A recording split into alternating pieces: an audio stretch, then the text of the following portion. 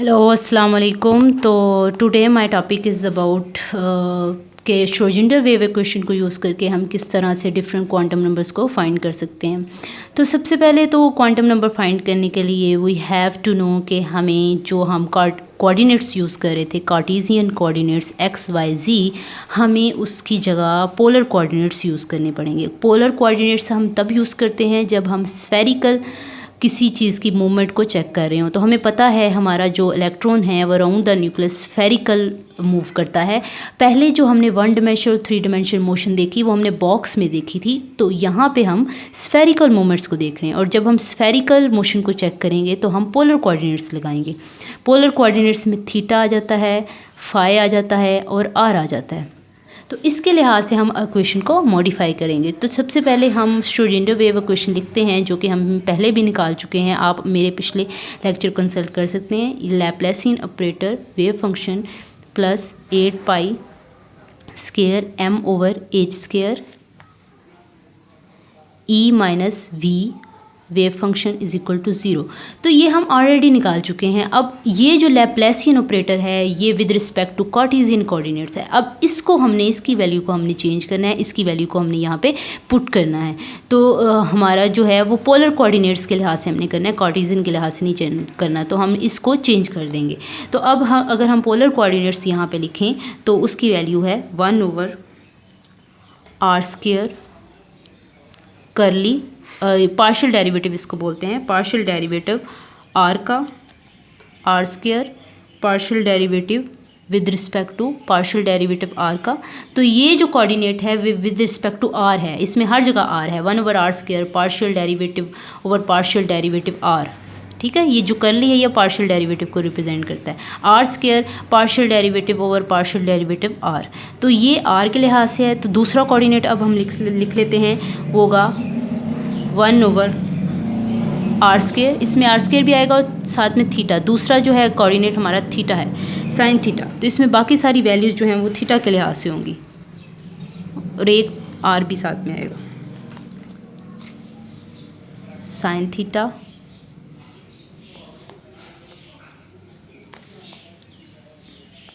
Sorry ये करली है, यहाँ पे भी पार्शियल डेरिवेटिव है।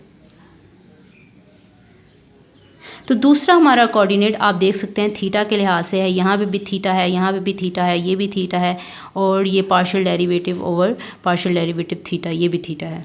ठीक है, तो दूसरा डेरिवेटिव हमारा थीटा के लिहाज से है। तीसरा डेरिवेटिव विद रिस्पेक्ट टू, ये इसका भी पहला भी एक पार्ट लिख लेंगे, दूसरे का भी एक पार्ट लिख लेंगे, साइन स्क्वायर थीटा, और फिर जो हम फाइंड करना चाह रहे हैं वो लिखेंगे। वो है हमारा पार्शियल डेरिवेटिव का square over partial derivative phi का स्क्वायर। ये हमारा तीसरा डेरिवेटिव और तीसरा कोऑर्डिनेट है। ठीक है, तो हम लैप्लासियन ऑपरेटर की जगह अब ये वैल्यूज़ लिखेंगे तीनों कोऑर्डिनेट्स के लिहाज से। ये टर्म आर के लिहाज से, ये टर्म थीटा के लिहाज से, ये टर्म फाई के लिहाज से, और साथ में हम इसमें हम पीछे से आर स्क्वायर लेके आ रहे थे, और यहाँ हम पीछे से आर स्क्वायर और साइन स्क्वायर थीटा दोनों लेके आ रहे हैं। दोनों टर्म्स यहाँ पे आ रही हैं।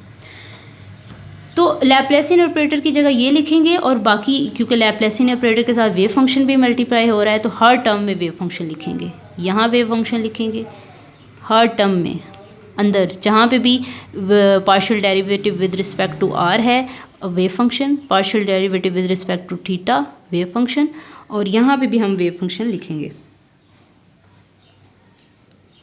ठीक है, क्योंकि ये वेव फंक्शन के साथ मल्टीप्लाई हो रहा है, और तो बाकी इक्वेशन वैसी की वैसी रहेगी। प्लस 8 पाई स्क्वायर, यहाँ पे m था तो यहाँ हम रिड्यूस मास लिखेंगे, E माइनस पोटेंशियल एनर्जी की जगह हम पोटेंशियल एनर्जी की वैल्यू लिखेंगे, वो भी माइनस में ही होती है, तो माइनस माइनस प्लस हो जाएगा।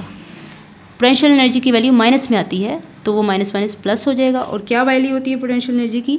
जी स्क्वायर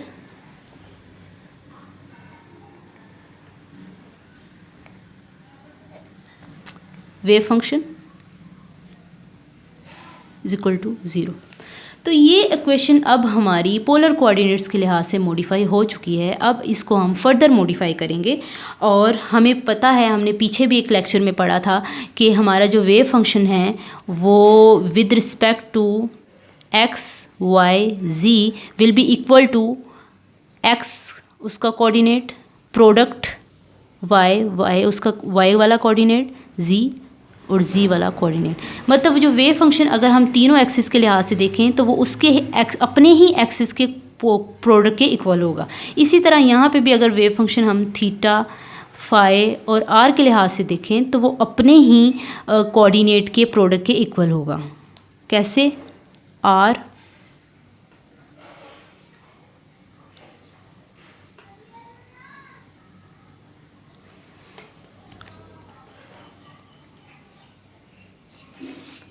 ठीक है। तो ये हम लिखेंगे कि wave function with respect to polar coordinates will be equal to product of their coordinates. अब यहाँ पे हम इसकी वैल्यू फाइंड करना चाहते हैं। किसकी? इसकी वैल्यू इस टर्म में, ये जो आर वाली टर्म है प्लस से दरमियान में, इसमें इसकी वैल्यू, और थीटा में थी इसकी वैल्यू, और फाई में इसकी वैल्यू। ये वैल्यूज़ हम अलग-अलग फाइंड करेंगे। ठीक है, तो हम देख लेते हैं कैसे फाइंड करते हैं।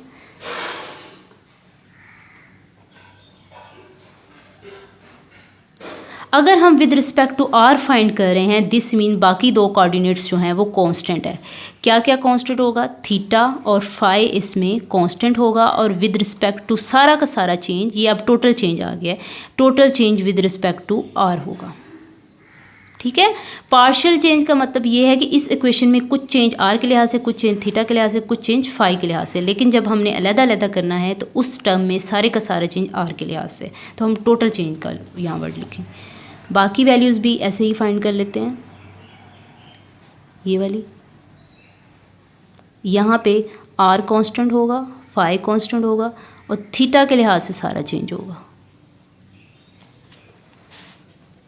तीसरी वैल्यू भी ऐसे ही, क्योंकि उसमें स्क्वायर है, ये वाला स्क्वायर है, तो हम यहाँ भी स्क्वायर ही लिखेंगे। वेव फंक्शन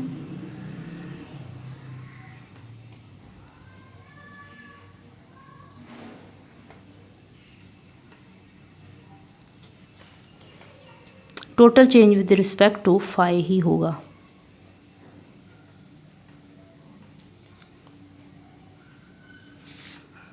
ठीक है, ये कैपिटल को रिप्रेजेंट करता है, ये स्मॉल को, ये कैपिटल स्मॉल, कैपिटल स्मॉल। तो अब हम ये जो तीनों वैल्यूज़ जो हमने निकाली हैं यहाँ पे, वो हम इस इक्वेशन में दोबारा पुट कर देंगे, इसकी जगह और इसकी जगह। We will put it again इसी इक्वेशन में जो हमने मॉडिफाई की थी with respect to polar coordinates. तो अगर हम लिखेंगे तो वो किस तरह से होगी वो हम देख लेते हैं। मॉडिफाई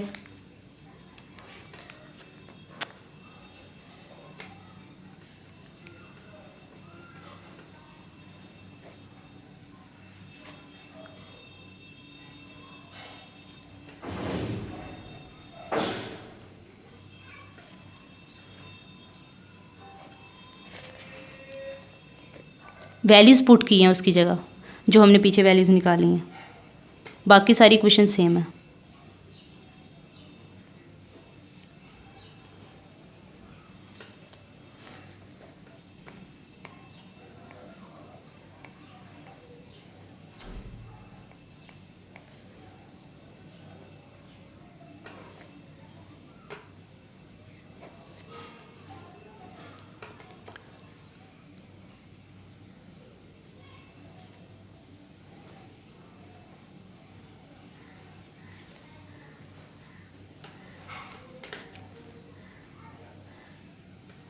ये यहाँ पे वैल्यू पुट की फाई के,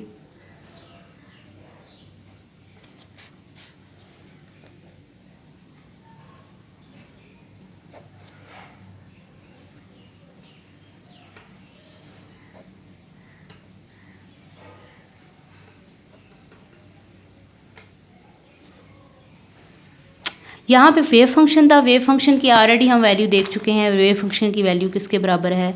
आर थीटा फाई के। ठीक है, तो वेव फंक्शन की जगह हम ये वैल्यू पुट करेंगे, R theta phi.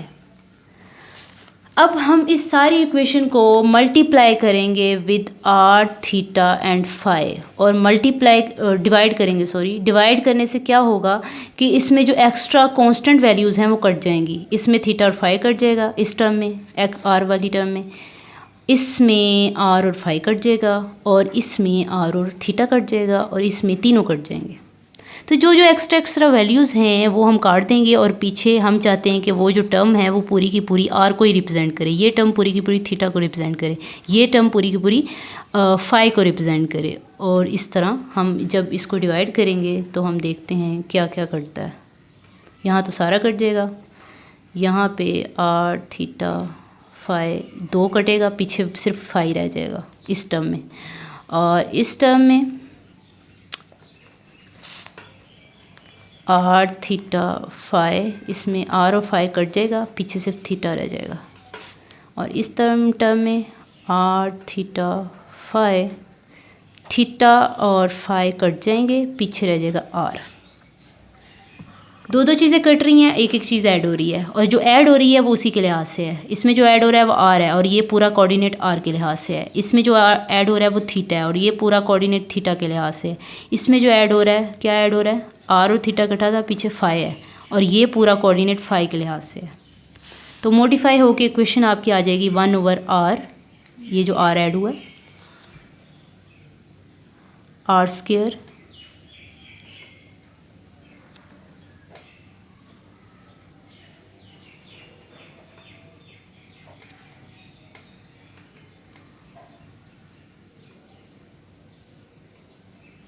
Sign theta d/d theta 1/r square sine theta d/d theta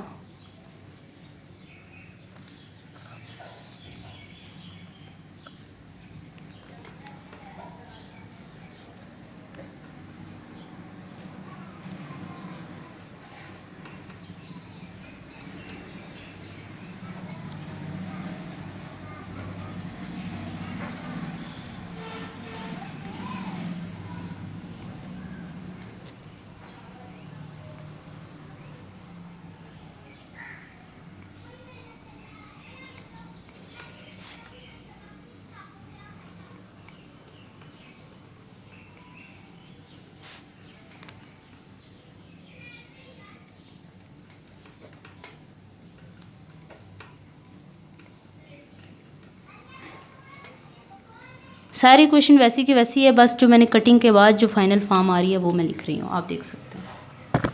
oh sorry. तो ये कटिंग के बाद फाइनल फॉर्म हमारी आ चुकी है। तो अब इसमें और हम क्या कट कर सकते हैं, ऑफ कोर्स हम एक और टर्म कट कर सकते हैं, आर स्क्वायर। हर टर्म में या तो आर स्क्वायर है, यहाँ पे साइन थीटा है, और इसमें भी आर स्क्वायर और साइन स्क्वायर थीटा दोनों हैं, ठीक है। तो हर टर्म में ये चीज़ हम काट सकते हैं अगर हम मल्टीप्लाई कर दें इक्वेशन को R square sine square theta के साथ मल्टीप्लाई कर दें। इधर अगर मल्टीप्लाई करेंगे तो क्या होगा, R square sine square theta, हर टर्म के साथ करेंगे ना, तो आर कट जाएगा, पीछे सिर्फ साइन स्क्वायर थीटा रह जाएगा। इधर अगर करेंगे तो क्या होगा, आर स्क्वायर के साथ कट जाएगा, साइन थीटा के साथ कट जाएगा, पीछे सिर्फ एक साइन थीटा रह जाएगा, क्योंकि दो है ना, एक कट गया पीछे एक रह गया। यहाँ जो है इस टर्म में दोनों ही कट जाएंगे, और इस टर्म में प्लस के बाद हम हर प्लस वाली टर्म में मैं कर रही हूँ मल्टीप्लाई, तो इस वाले टर्म में किसी के साथ नहीं कटेगा, तो ये ऐसे ही आ जाएगा। तो अब ये मल्टीप्लाई करने के बाद, कटिंग करने के बाद जो इक्वेशन की फॉर्म आएगी वो आएगी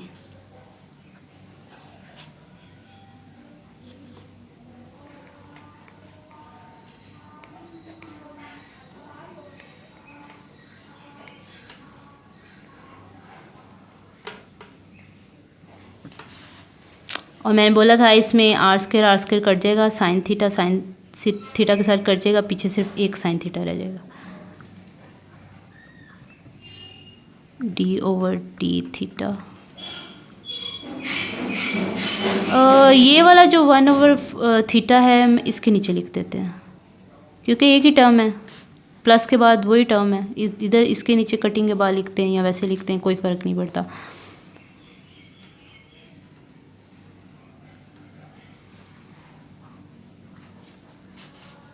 प्लस ये तो सारी की सारी कट गई थी, पीछे सिर्फ 1/5 रह गया।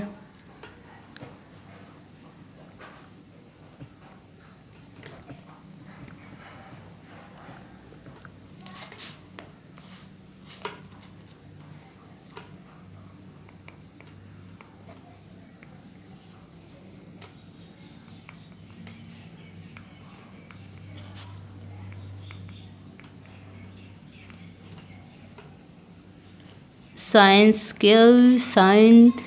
r square sine square theta is equal to 0।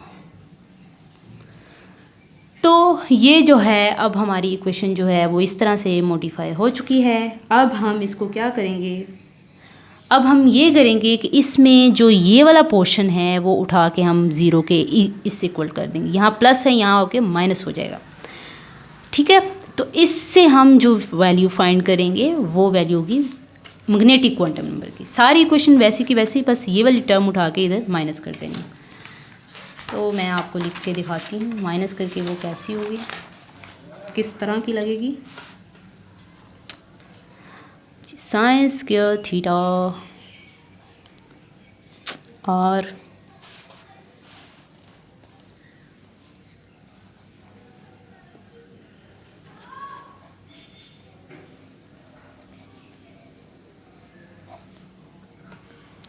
बाकी सारी इक्वेशन वैसी की वैसी, बस एक प्लस वाली इधर जाके माइनस हो जाएगी।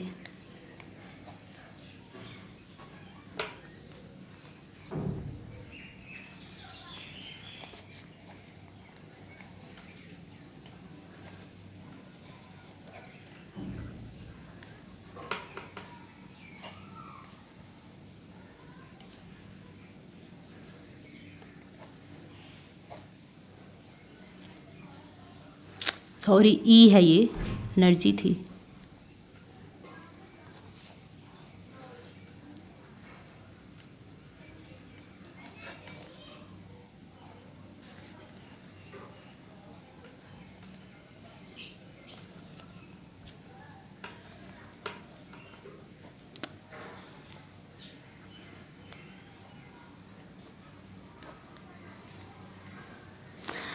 अब हमारी ये जो इक्वेशन है वो ये जो साइड है वो सिर्फ एक वेरिएबल को रिप्रेजेंट कर रही है।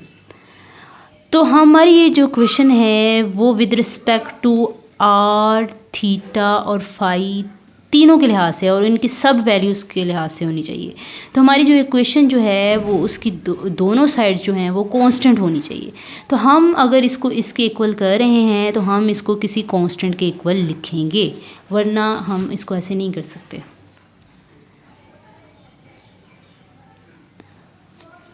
किस कांस्टेंट के इक्वल लिखेंगे हम? m के इक्वल लिखेंगे, m स्क्वायर, जो कि है मैग्नेटिक क्वांटम नंबर। तो हमारा ये जो पार्ट है इक्वेशन का will be represent magnetic quantum number की वैल्यू आप यहाँ से फाइंड कर सकते हैं,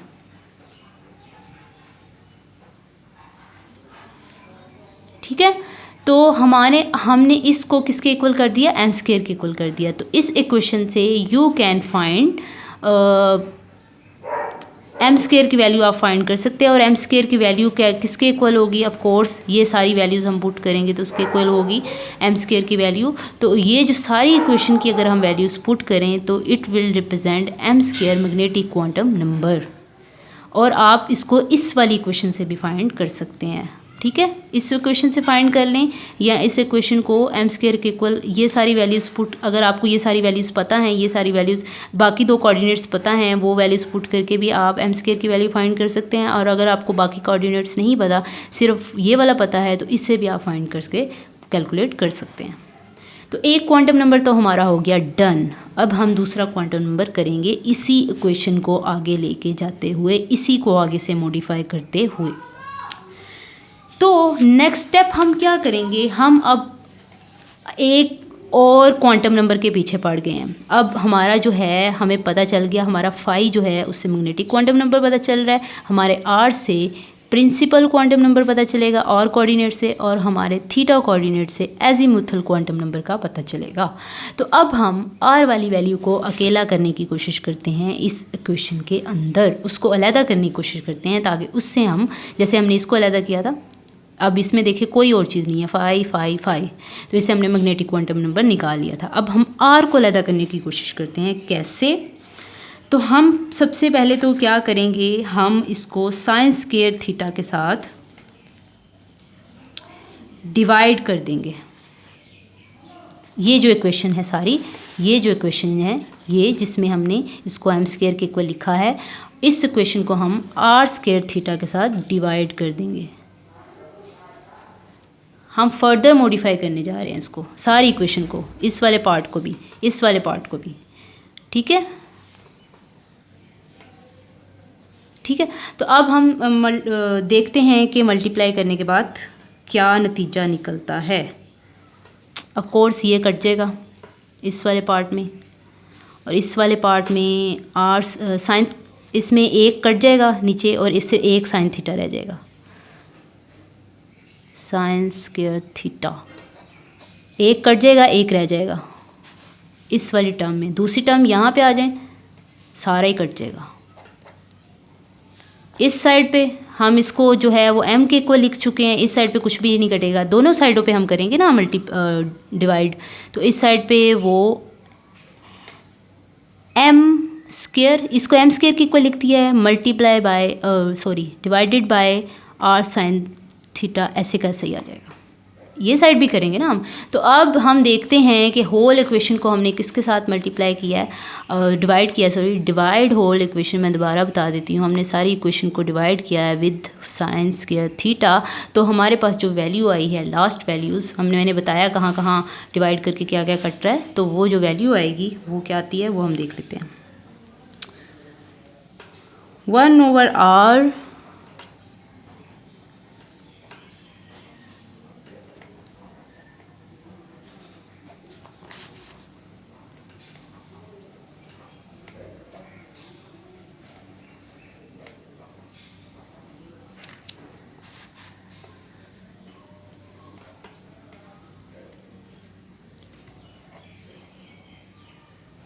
ये देखें यहाँ पर आर स्क्वायर आ रहा है क्योंकि यहाँ पे साइन स्क्वायर थीटा कट क्या है, किस वाली टर्म में, 8 पाई वाली टर्म में।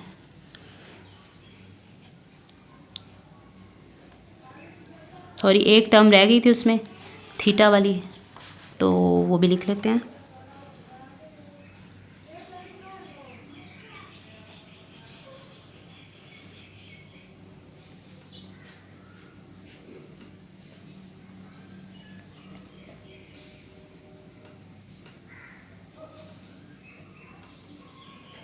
Is equal to m square over sine square theta. अब हम कौन सी ऐसी टर्म जो है वो इस साइड पे लेके आए कि ये सारी टर्म आर आर ही हो जाए, R R R R R, यहाँ पे भी कोई थीटा और फाई नहीं है, इस टर्म में भी ई प्लस, बल्कि आर आर ही है। तो हम ये वाली टर्म को अगर उठा के इधर माइनस करके ले आएँ तो इस वाली साइड जो है सारी की सारी आर के इक्वल हो जाएगी। तो आर के इक्वल हो जाएगी तो यहाँ से हम प्रिंसिपल क्वांटम नंबर निकाल सकते हैं। हमने यहाँ सिर्फ एक चीज़ जो है वो अकेली करनी है, तो ये टर्म सारी की सारी उठा के अगर हम यहाँ पे ले आएँ तो ये माइनस हो जाएगी। ठीक है, तो हम लिख लेते हैं ये कैसे होगा।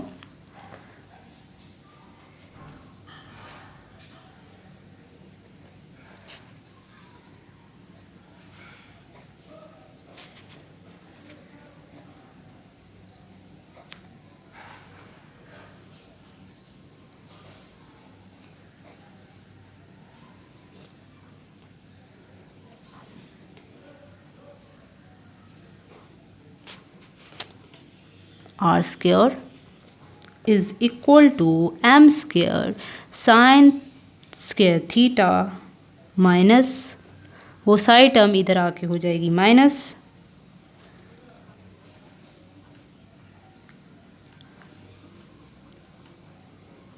और साइन थीटा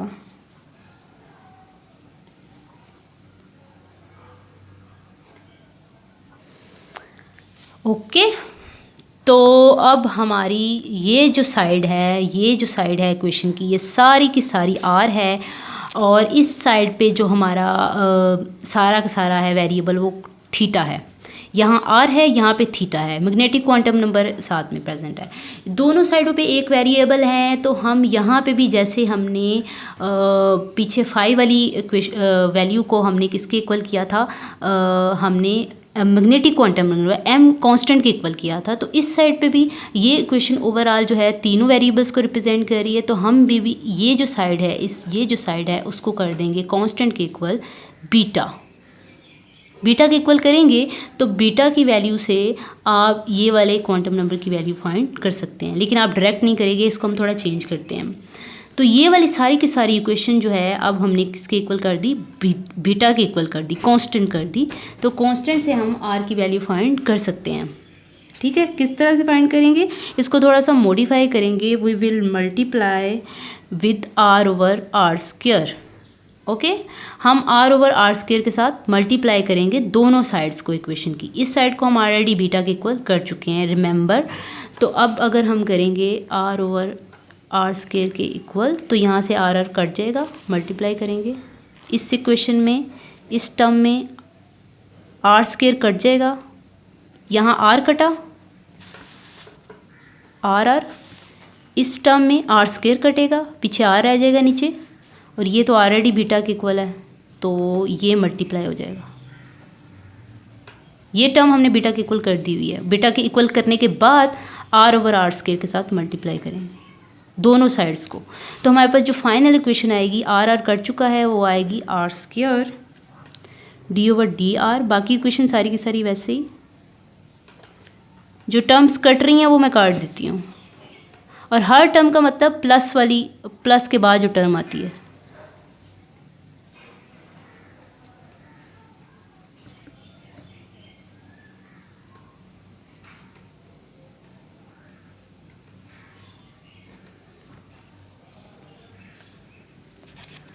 तो यहाँ पे आर स्क्वायर तो कट गया था, पीछे आर ही रह जाएगा, is equal to beta R over R square. अब ये इस साइड पे जाके माइनस हो जाएगा, माइनस इज इक्वल टू 0।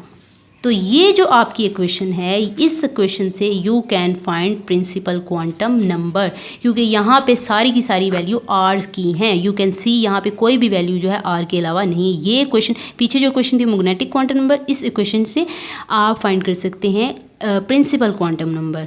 तो अब हम कौन सी फाइंड करना चाह रहे हैं, अब हम इक्वेशन फाइंड कर रहे हैं एजीमुथल क्वांटम नंबर, जो कि थीटा से रिलेटेड है। तो कौन सी चीज़ को हमने थीटा के इक्वल किया था, इस वाली इक्वेशन को हमने जो था बीटा के इक्वल किया था। और ये इक्वेशन में आप अगर देखें तो सिर्फ थीटा है, आपको अलहदा करने की ज़रूरत नहीं है। पहले आपको आर के लिए अलहदा करना पड़ा था, ये ऑलरेडी अलहदा कर चुके हैं आप, जिसको आपने बीटा के इक्वल भी कर दिया हुआ है। Theta theta theta theta theta everywhere theta. तो ये जो वैल्यू है आप इसको यूज़ करके थीटा की वैल्यू निकालेंगे।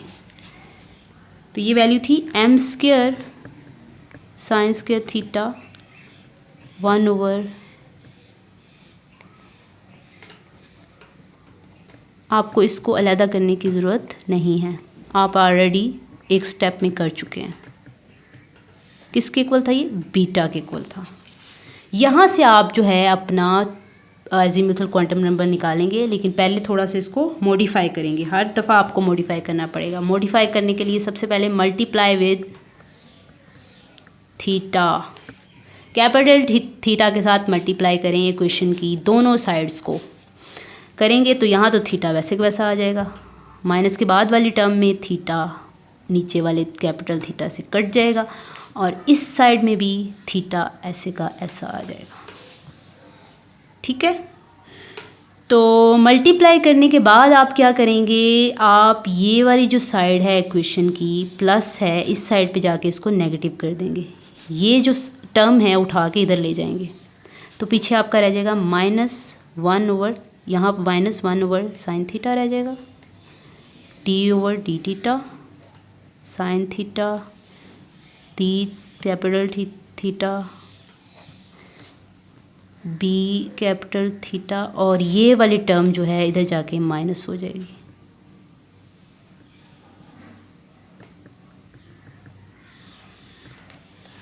ओके, अब आप अपना माइनस इधर से ख़त्म करेंगे, सारी इक्वेशन को माइनस के साथ मल्टीप्लाई करें, ये माइनस माइनस प्लस हो जाएगी और यहाँ माइनस आ जाएगा 1/sin थीटा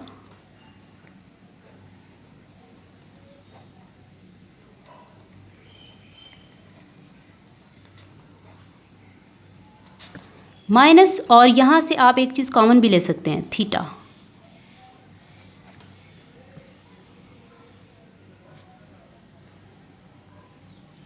यहाँ माइनस कॉमन नहीं लेंगे, इस वैल्यू को ऐसे लिख देते हैं। माइनस आपने कॉमन नहीं लेना, माइनस ऑलरेडी है, जो आप इसको यहाँ से उठा के लाए थे तो ये क्या हुआ था, प्लस से माइनस हो गया था। नहीं, हाँ, आपने जब पूरी इक्वेशन को मल्टीप्लाई किया था माइनस से, तो ये प्लस माइनस माइनस प्लस हो गया था और ये माइनस आपका एक्स्ट्रा लग गया था, ये वो वाला माइनस है।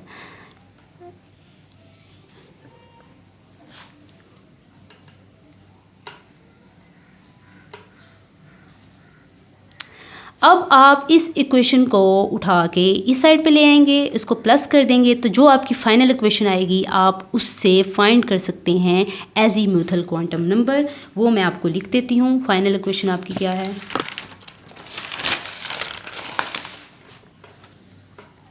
क्वेश्चन प्रॉपर होनी चाहिए ना, इज इक्वल टू 0 वाली आपकी क्वेश्चन होनी चाहिए। d/थीटा sine theta capital theta small theta plus minus था, इस साइड पे माइनस था तो इधर जाके प्लस हो जाएगा।